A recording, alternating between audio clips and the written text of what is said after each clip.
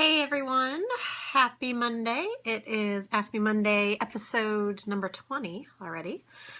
I am just at my desk today. Full disclosure, I am on a train to Stressapaloozaville this week.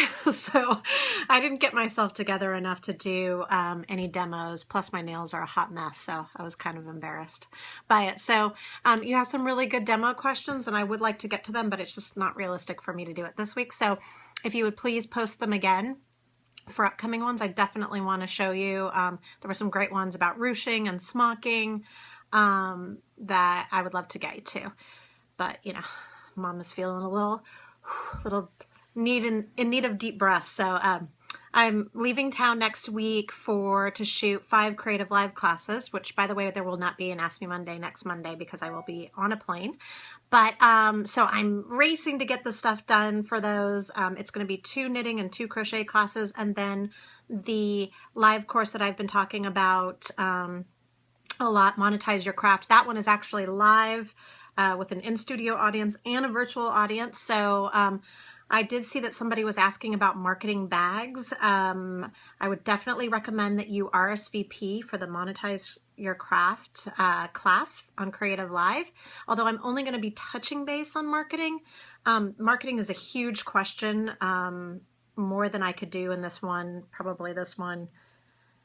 It requires its own like dedicated space. But if you want to start by monetizing your craft, you can RSVP. The actual live feed that day is free. And then if you miss it later, you can purchase the class. So I'm just going to scroll through some of these questions that are not demo related and see where we go from here. So Rose wants to know, she says that when she casts on for a project, she typically uses long tail, that she gets a curved corner where she started. She wants to know how she can fix that. This is fascinating to me because I've not seen this issue before. With binding off, yes, but casting on. So I'm wondering, Rose, if you're watching, just answer if you are starting with a slip knot or if you are casting using the long tail. Usually the long tail cast on starts with a slip knot, in which case it doesn't make sense that this is happening. You know what I'd like to do is I'd like to see your piece. So if you get a chance, Rose, post a picture. The other thing that I can recommend doing is go ahead and try my single tail cast on method. It's not my method, I didn't make it up, but I did a video on it and I'll post a link in the show notes to it. It's a different cast on method, and see if you have the exact same problem. Then that'll help us decipher if it's a slip knot or no slip knot, issue. Okay. Okay, Julie's saying she has that issue too. So I guess it's a thing. I want to help you work it out, but just take a picture so I can see it, and I'll go from there. Melissa wants to know if I know of any software to design your own crochet pattern and charts. I do not, but if you find one, please let me know, because I always have to hire out. There was one briefly, let me see if I can see on my computer if I still have it. So I did actually download one years ago, and I think that I just didn't. Oh, it's just called Crochet Charts. There's an app called Crochet Charts. I found that it was pretty user-friendly for if you're just working straight back and forth, but if you were doing anything motif-related, I didn't get as far enough to delve in to see if that was even a capability, but it was definitely not as user-friendly that way. So I don't know if it still exists. Again, this was years ago, but it's just called Crochet Charts. It's an app. That's the only one I've heard of. If there's any more and you've heard about them, please post them in the comment section of this feed. I would love to know. Okay, so we're going to keep on going. Oh, Maxine said that she taught her kids how to finger knit, and now they're hooked. So that's awesome. For those of you that haven't heard me talk about it ad nauseum already, I have a book out called Finger Knitting Fun. You can get it on Amazon, and it's a bunch of like cool, like fun projects for kids. And I really feel like finger knitting is a great gateway for kids to knit or crochet or just in general love yarn. So give it a try if you can. Okay, moving on. So Vickie wants to know how to take really good photos of your finished items. And this is something that's really important, not only if you want to sell your stuff or make a gallery in any ways, but just, you know, we're in the days of Pinterest and Instagram where you want things to look really, wow, someone's watching from Greece. Hi, Zoe. I hope I did not massacre that name. You know, you want your stuff to look nice. So the best way, the most simplistic way, and this is something that I do, I actually take much better photos personally with my iPhone than I do on my good camera because I am not adept with it. That's not to say that iPhones take better pictures by any stretch of the imagination. This is just where my level is. But I found that I get more shares on Pinterest and more interaction on Instagram if I just do something really clean on a white background. And so to do that, I just have like plain poster board, just the kind that you would get, you know, for your kid for a presentation or whatever. It's just the foam core board, just to act as a white background. And I just lay that on a table. Now, I highly recommend that you invest in a few lights. I don't know if you can see behind me. I have umbrella lights, which I have on, and then the box lights. If you can get at least 3 lights, that helps a lot. If it's not in your budget to do that right now, just take your board outside, but make sure that you're in sort of a shadowed area. You don't want any direct sun on it because you'll get a funky glare. And then if you have a little bit of sun, like peeking through trees, then you're going to get all these weird shadows. So ideally, there would be a great cloud cover out for you at all times, and then the lighting would be perfect. But that's a really good place to start. And then, you know, if you decide to delve in further, there are many photography online courses that you can take on Creative Bug, Creative Live, Craftsy, all the online courses. That's on my list to do. I have not done it yet. Okay, I'm going to go on through the questions that we have online, and then I'll scroll through some of these that are coming through. Oh, and thanks. Chris just said it's a nice piece behind me. Thank you. This is actually one of my favorites. This is from the book that I co-wrote with my friend Adrienne Armstrong. And this is, it's called Pashgrina, I think is the name of it. And it is a organic cashmere wrap from our book. And I wrap up in it all the time. It's one of my favorite projects that I've ever made, just because it's so cozy and soft and a treat. So you can find that in Aware Knits, which they sell on Amazon. All right. Let me see if there's anything else here that I can... A couple of people have been asking about Intarsia, about not getting holes in it bunching up. And I just want to put this general, like this is obviously something that we could demo too, but this, just as a general note, and this really helped me out, don't fret until you've blocked. Blocking is crucial with Intarsia, more than almost anything except for lace. Because of the nature of Intarsia, you're working in blocks of colors. And so you're going to have, you know, separations here and there, but 9 times out of 10 with a good blocking, that flattens out and evens out. So don't get all stressy about it. You can usually fix it with blocking. And then I think a couple of people have been asking about, you know, now that we're like fully into school and we're past the holidays and a lot of us are focused a lot on work, but want to keep knitting and crocheting, like what are some projects that you can work on that are stress-free? And that's kind of my wheelhouse. I don't really design projects that are stressful usually, or at least not purposefully. In fact, my purpose really is to make knitting and crochet accessible for people that are busy. I'm super stressed and busy at any given time. And so I have to assume that most people are. And I want stuff that's quick to make, a little bit interesting so you don't get bored, but also accessible, doable so you finish them. So all that to say, if you go to VickieHowell.com and you click on projects, pretty much anything that you find there is going to be, you know, sort of fun and easy. Also the column that I do for Knit Simple, the knit along projects, they're all totally makeable. They usually have like a new skill in them, but I try to keep them pretty, you know, simple but fun. So those are two areas that you can give a look for sure. Okay, I think the rest of these are all ones that need to be, that's interesting. So Holly wants to know, if I have a project in mind, how do I decide whether to knit or crochet? So that means like, I'm not looking at a pattern and I found it, but I think I want to crochet a scarf, or I'm sorry, I want to make a scarf, or I want to make a hat, or I want to make a stuffy for a kid. So for me, sometimes it has to do with the yarn. Often it has to do with what the garment is. If I want something with a lot of drape, unless I want it to be really big and bulky, I tend to choose knitting. I just like the way knitting drapes for garments in general better, unless you're working on a smaller hook. If I want something with a lot of structure and construction, something that's really architectural, like say like an amigurumi toy, or, you know, plushie or that kind of thing, often bags, crochet all the way.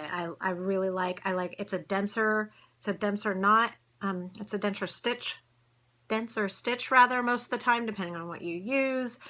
Just the general construction is great for that. And then often it just depends on what my mood is. Crocheting is often faster for me, so if I want to just churn something out, sometimes I'll choose crochet. But knitting for me personally is more meditative. Because there's an actual stick holding onto stitches, so I don't have to look down a lot, I can just have my hands working while I'm watching TV or having a conversation or whatever, and it keeps my hands busy. And for me, I find that calming. So I don't know if that was the kind of answer you were looking for, but there you go. So Gina wants to know if I have any hand exercises to keep your hands fit. Yes. Every day you've got to stretch your hands. We talk about this again in awareness a lot. I try to talk about it whenever I can. So first off, I want to just mention again that on, I don't know if you noticed, but on my Facebook page, maybe a couple days ago, I posted a video from my trainer, my actual trainer who I see 2 times a week. She's doing these videos for something totally unrelated, but I posted one for a back stretch that is hands down my favorite for just keeping my back healthy. So if you can, just go onto my Facebook page and you'll find that video. Her name's Brittany, and the stretch is great. But for hands and wrists, it's really, really important that you stop working every 20 minutes or so to stretch, even if you feel great. This is just something you should just do for yourself. And so what I always do, like I do the the shaking out of the wrist. This is also something that we used to do in drama when I was in high school too. I don't know, it was like building of energy, whatever. I know that seems weird, but it just kind of loosens things up. I also really love this one, where you kind of just pull your fingers back, stretch your arm out. I'd like to also give the disclaimer, I am not a trainer, I am not a doctor, I am not a yoga instructor. This is just works for me. So I kind of try and do this for a few, just like 30 seconds on each side. And that really, really helps me a lot. And then another one that, I know it's not directly hands, I also try and like massage like the meat of my palms when I can. It just kind of helps breaks things up for me. If I'm having hard days, often I'll stop and I'll ice my wrists. That seems to help too. And then overall, since everything's connected, since our wrists, and hands are all connected to everything that's going on with shoulders, there's that great shoulder stretch that you can do just in the doorway of any room. Just hold on to the frame. You can't see, I look like a mime. And just, I gotta scoot back so you can see my arms. Like hold on to the frame and then just lean forward and let some of the weight of your body really stretch you and open you up too. It's really important to stay open through there. It's all connected. So I do this stuff every day. Big picture, I want to be able to do this for many more years. And so we got to take care of our bodies as we can. Okay, so let me just look and make sure there's nothing else before I sign off today. So I was trying to upload these to YouTube, to my new YouTube channel, because for a while I was able to save them from Facebook and put them there just so you'd have someplace else to go to get them, but it looks like they've changed that capability, so I might have to pull that off. But I do want to just give you a friendly reminder that I did start a YouTube channel specifically as a resource for learning to knit and crochet. I may do other stuff eventually, but I wanted there to be kind of a go-to place for individual stitches. I have the beginner crochet and beginner knitting playlists started and up. When I say started, I'm hoping to build on those as I can, throughout time. But please subscribe so you know that you know when new videos come up. I will post a link in the show notes just to remind you. And make sure to go back and look at more of these Ask Me Mondays. It's just a playlist on my Facebook page. You can just click on videos and there's an Ask Me Monday playlist. Some of the questions that get asked, I have covered there. And I try to put them either in the show notes or in the, oh, so awesome. it's so funny. I just got a message on Facebook through my phone. Do you guys know Corrine from Threadbanger? She's awesome. She's awesome. She just let me know that she's available to be interviewed for my Monetize Your Craft course. If you haven't seen, she's got, I don't know, maybe 1-2 million. After a certain amount, do you even count? Followers on her YouTube channel. So I'm super excited that she's going to share some of that knowledge with us. So you're getting it first because it just came across my phone. So again, go to Creative Live /Monetize Your Craft. Click on RSVP. If you think that you'll be able to, well, RSVP anyway, again, on the 4th, it will be a free course. But if you can't make it on the 4th, you can still purchase it later and watch it at your leisure. All right, it looks like, oh man, we have people from Wisconsin, Austin, Atlanta. It looks like I've kind of covered most of the big ones. Oh, thank you. Someone said they love my earrings. World Market, man. I get more jewelry there than any place. They have really great, affordable stuff. And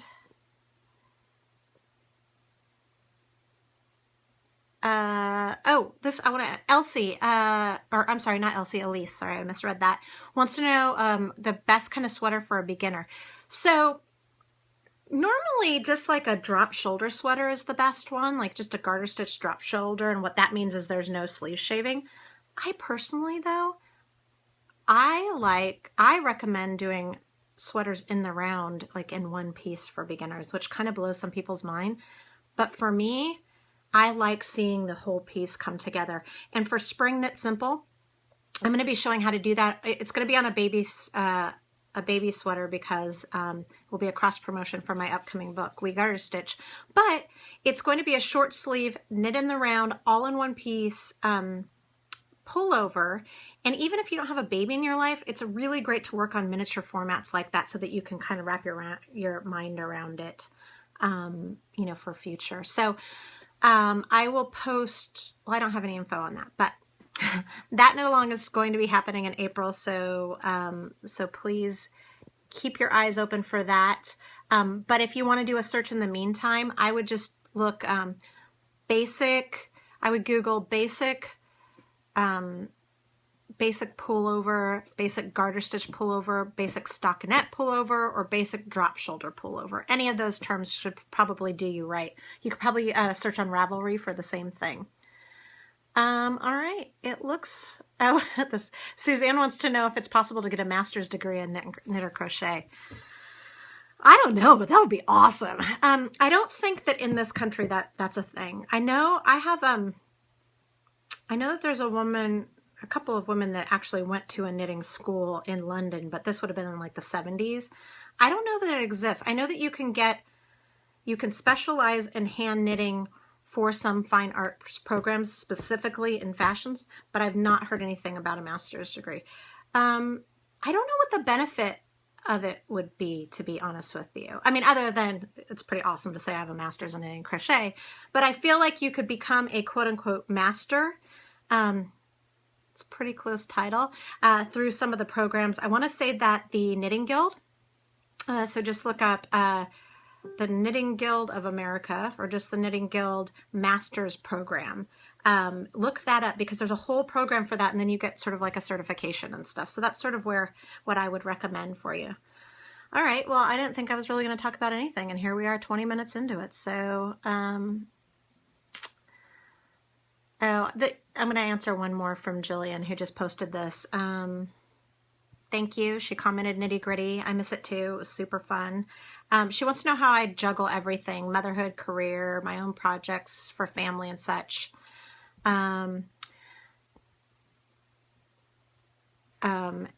Wait, you're asking, by the way. Okay, for your own prep. So I get this question a lot, and I want to answer it as often as I get it, because I think that there's a lot of unrealistic expectations for people, specifically women, who feel beholden, that we feel that we have to be able to do it all. I am one that wants to do it all at all times, but I need to be clear, I do not always do it all well. A lot of times I do not do it well. I have those days where it's like seamlessly, like kids got off to school, got to the gym, made a deadline, drove this, got wardrobe, and then like high five myself at the end of the day. But that is not the norm. Usually things have to give, and you just have to prioritize.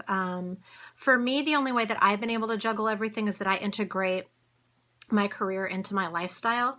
And part of that is because I'm doing something that I love. So if I'm out and about with my kids and I see, in the window, there's a really cool knitted piece of art, I can snap a picture of that and then post it on Instagram. And that's both work and life for me. And my kids didn't have to really get any time taken away from them because it was integrated. If I want to get some knitting time in, but it's completely unrealistic because there's work, there's school, there's appointments, and then we have to go here and here and here and here and here and here, I try and just keep something in my purse. For me, it's usually work related, but I recommend, and even if it's a nonsensical project, even if it's not really a project at all, if you just need the physical act of stitching, it could be a swatch, it doesn't really matter. Or it can be like a sock or a small project. Keep it in your purse, because we spend a lot of time waiting around now. And I think specifically now we fill that time by looking on our phones. It's just like a knee-jerk reaction. Like if there's like 30 seconds of breathing time, you grab your phone to see what everybody else is doing. Well, I implore you to just maybe take a few minutes of that time instead of doing that, to pick up that small project that's in your purse, or if you're a dude, just keep it in your car, or your man bag, not trying to oppress, and pull it out when you can, like in the line at the grocery store, at the doctor's office, while you're waiting in the line in your car for the gas line. I don't know about you, our gas station, there's always a line. And it also kind of, I feel like we're all like, and I'm the worst at this. Like, I'm very much like, okay, let's go, let's get this done, let's do this to my detriment. I feel like that helps bring me down a little bit, because I get a little anxious when there's like these lines and all these things slowing me down. But if all of a sudden I'm filling it with time, or filling the time with doing something creative, fulfilling, it makes me feel better. And I also can work on that hat that I promised my kid, or, work on that scarf that's due for a magazine, or whatever it is. But my point being, and I know that was a big old diatribe, I don't want anybody else to feel. Remember that social media is about putting your best face forward. I have a lot of days that so it looks like I do a lot, and I do a lot, but I work my ass off at it. But I'm not showing you the times when I'm like, like when I'm just like, can't you, or when I'm snapping at people, or when I'm, teary or whatever, and it does happen, most of the time it's pretty good. But we all have those times. So if you can just take a moment when you need it and acknowledge that you're stressed out, and take a deep breath, and not be so freaking hard on yourself. We're so hard on ourselves, me included. And I think that if we can just cut ourselves a little slack once in a while, and pick up those needles and that hook, or if you're, if illustration is your thing, pick up that pen, or if paint's your thing, pick up that brush, whatever you can, and just breathe in and craft out once in a while. And with that, my friends, I'm going to leave you. I have a whole PowerPoint presentation that I got to finish putting together. So I won't see you live next week, because I'll be on a plane for the Creative Live courses, but maybe I'll try and do a live video from there at some point. I don't know. I also might come on live later this week to show you how to use the new Clover tool to make fringe for a garland that I'm making later this week. So I will talk to you soon. And thank you as always. Please be sure to follow me on Instagram at Vickie Howell. Go to my YouTube channel. It's just YouTube/Vickie Howell.